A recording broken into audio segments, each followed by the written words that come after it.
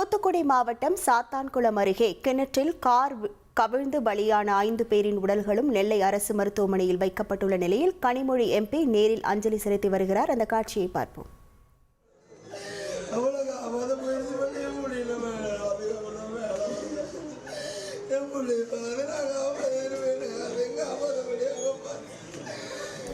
கூடுதல் விவரங்களோடு இணைகிறார் நமது செய்தியாளர் விஜயகாந்த். வணக்கம் விஜயகாந்த், அங்கிருக்கக்கூடிய கள நிலவரங்கள்.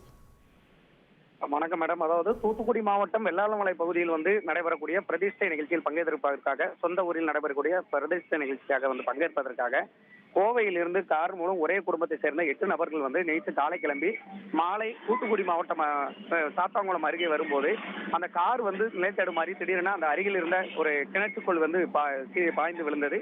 இதில் ஒரு 3 பேர் அதிர்ஷ்டவசமாக உயிர் தப்பிய நிலையில் 5 பேர் சம்பவ இடத்திலே பலியாகினர். இந்த சம்பவம் அந்த பகுதியில் பெரும் பரபரப்பையும் சோகத்தையும் ஏற்படுத்தியுள்ள நிலையில் உயிரிழந்த 5 பேர்களின் உடல்கள் தூத்துக்குடி நெல்லை அரசு மருத்துவக் கல்லூரி மருத்துவமனையில் வைக்கப்பட்டுள்ளது. தற்போது இந்த 5 பேர்களின் உடல் கூராய்வு முடிந்து தற்போது அந்த ஒப்படைப்பு உறவினர்களோட ஒப்படைப்பதற்காக தயார் நிலையில் இருந்த நிலையில் அங்கு அந்த உயிரிழந்தவர்களை நேரில் சந்தித்து அந்த மலர் வளையம் வைத்து தூத்துக்குடி நாடாளுமன்ற உறுப்பினர் கனிமொழி எழுப்பி அஞ்சலி செலுத்தினார். தொடர்ந்து அந்த உயிரிழந்த குடும்பத்தினர்களிடம் ஆறுதல் கூறி வருகின்றார்.